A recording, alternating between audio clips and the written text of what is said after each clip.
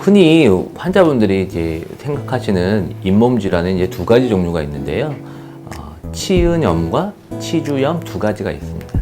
이 잇몸 안에는 이제 치조골, 흔히 잇몸뼈라는 뼈가 있습니다. 그 염증이 요 잇몸에만 국한된 것을 이제 치은염이라고 하고요.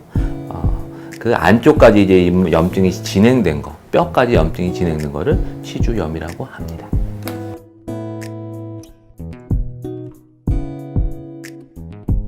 보통 그 젊은 분들은 침도 잘 나오고 또 몸이 건강하기 때문에 치석이나 치태가 껴도 방어할 수 있는 능력이 있어서 심하게 진행되지는 않습니다. 하지만 치석이 계속 오래 붙어 있게 되면 그 치석에 있는 치태와 같이 세균이 작용을 일으켜서 염증이 일어나게 됩니다.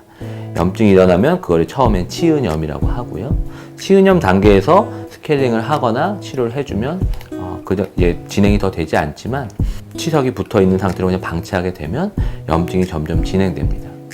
환자분들은 보통 느끼지 못하고 치석이 많이 껴있기 때문에 시리지도 않고 불편하지 않습니다. 하지만 어느 정도 진행이 되게 되면 몸이 피곤하거나 또 씹거나 딱딱한 거 씹을 때 뭔가 둔하게 불편한 느낌이 들면서 또 심하게 되면 몸이 피곤하게 되면 붓기도 하고 피도 나고 심지어는 고름 같은 거 나오는 경우도 있습니다. 이제 그런 상태에서 이제 병원에 오시게 되죠. 병원에 오시게 되면 엑스레이를 찍어보게 되는데요. 염증이 너무 진행된 경우에는 이미 뼈가 많이 녹아서 살릴 수 없게 되는 경우도 많이 있습니다.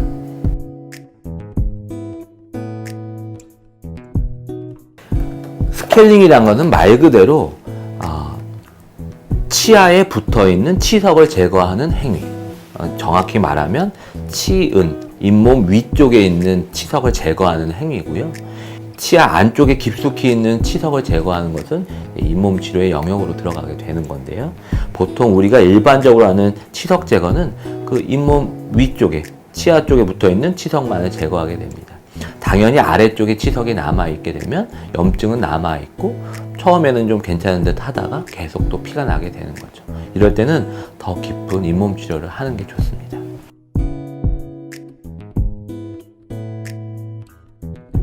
일단 제일 중요한 것은 양치질입니다. 올바른 양치질을 잘 하는 것이 가장 중요하고 그 양치질을 또 체크를 받는 것이 가장 또 중요합니다.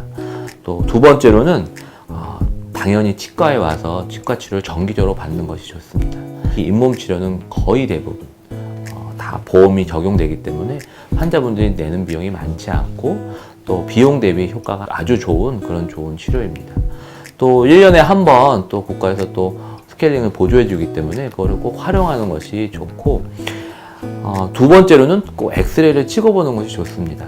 항상 양치를 하다 보면 잘 안 되는 곳이 있고 그곳이 항상 문제가 생기게 되는데 그것은 일반적으로 저희가 눈으로 봐서는 알 수가 없고 엑스레이를 찍어보고 또 치과 의사가 자세히 검사를 해야 알 수 있는 거기 때문에 그런 엑스레이 검사를 통해서 또 확인해 보는 것이 가장 좋습니다. 또 세 번째로는 여러 가지로 이제 잇몸에 좋은 요새는 약들도 많이 개발되고 있어서 그런 약들을 먹는 것도 보조적으로는 도움이 되지만 오히려 불편한 거를 가려주기 때문에 시기를 놓쳐서 문제가 되는 경우도 많이 있고 그런 상태입니다.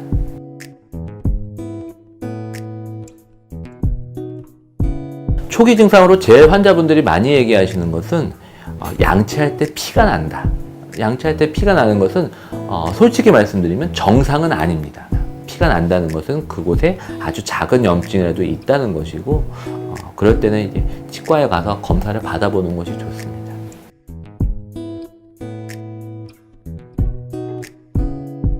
잇몸 질환이 아주 진행이 된 후에는 보통은 이제 입에서 냄새도 나고 약간 고름 같은 것도 나온다는 분도 있고 이제 점점 진행돼서 뼈가 더 많이 녹는 경우에는 이가 이제 흔들린다고 하죠.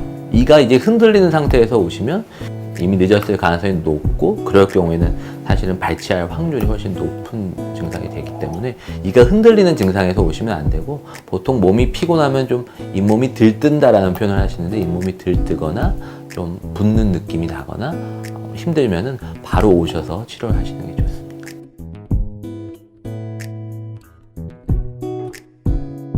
수술을 바로 진행하는 것은 아닙니다. 일단 조금 얕은 잇몸 치료부터 깊은 잇몸 치료까지 진행을 하게 되고, 그래서 증상이 개선되는 분이 거의 대부분입니다. 하지만 너무 깊은 경우에는 잇몸 안쪽까지 청소를 할 수가 없기 때문에 잇몸을 열어서 잇몸을 안쪽까지 깨끗이 청소하는 치료가 필요합니다.